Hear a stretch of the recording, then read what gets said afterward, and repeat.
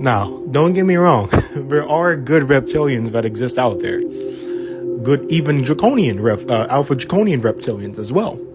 Many of whom are within the ranks of the Galactic Confederation. Now, in case you didn't know what the Galactic Confederation is, the Galactic Confederation is basically a cosmic version of what we down here would consider a police department. Only thing is, when we take America's police department or any police department across this planet, or what we know of as this immediate land of 7 continents that we're on, it's not just. It's always acting upon the agenda and acting upon the will of those who are unjust, those who have very malevolent intent. But the Galactic Confederation do not necessarily work with benevolent intent nor malevolent intent. They work more so with cosmic intent. And the difference between the 3 intents is one is sheerly malevolent, right? One is sheerly benevolent, and one is more within balance. The cosmos is in a constant, or is supposed to be in a constant state of balance. So the Galactic Confederation have taken it upon themselves to ensure that everything is kept within balance, whether it has to do with races, species, planets, solar systems, whatever it may be. Their job is to keep balance, which I guess to some down here on the planet we'd consider that benevolent. Here's the thing though.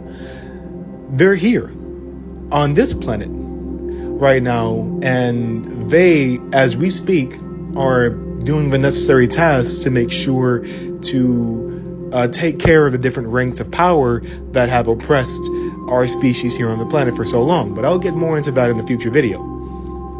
A lot of people I see on TikTok, a lot of people I see on YouTube, when it comes to the Galactic Confederation, I hear speak about the Galactic Confederation coming to save people. It's not necessarily that the Galactic Confederation are here to save anyone, just more so to instill balance within the planet. Let's say if you are out of balance with the already imbalanced state of the planet, if you are contributing to the imbalance, then you will be taken out along the rest. Even if you would consider yourself one to be oppressed by the enemy, you could still potentially be considered aligned with the enemy. So then again, we have to then ask ourselves about the lifestyle that we're living, how we're living it, you know, and what side benefits more, you know.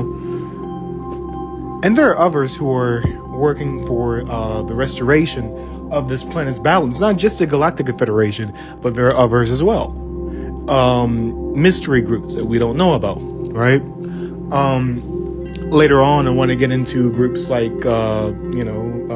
it's talked about a lot by the Anunnaki, etc., but that will be talked about a bit later. But for now, that's about it for the Galactic Confederation. There are many different extraterrestrial groups that make up this Galactic Confederation, including, the Lyrans, including the, benevolent reptilians. You have the benevolent Pleiadians, because of course there are malevolent Pleiadians, you have the benevolent Arcturians, my bad, and many others, right? Many other extraterrestrial species, at least a couple hundred, but this is just the ones that we know off the bat. Anyway, there is benevolent and malevolent. And really what malevolent and benevolent are pretty much just the extremes of the positive and negative polarities. Now, the negative polarity is what I like to call service to self. Positive polarity is what I like to call light work or service to others. Now, when you're in a neutral stage, you are in a constant flow between both. Malevolence is, like I've said before, it's pretty much when you have gone down such a selfish path that you are willing to, it's almost like a paradox. It's essentially when you ditch your own identity. You go so far to ditch your own identity to create this hyper self-absorptive existence, truthfully. And you create a void around this selfishness, right? Now, the benevolent is pretty much when you are in an excessive state of service to others. This isn't as much of what one would consider a self-destructive path. It's really not a self-destructive path at all. You can consider it an obsessive path when it comes to service to others, because sometimes it can lead to a certain neglect of yourself, right?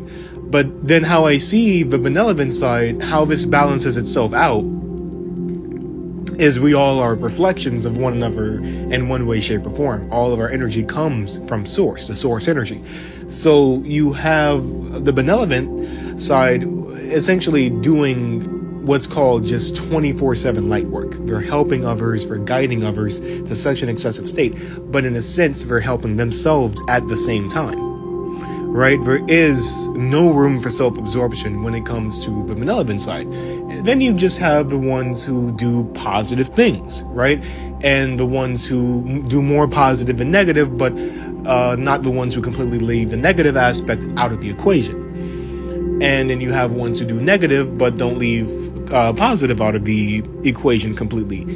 And then you'd have the neutral, which are pretty much just positive and negative, but not positive and negative kind of fuse into a complete 50-50, but not either malevolent or benevolent, right? And that's sort of how I explain the difference between positive, negative, malevolence, and benevolence.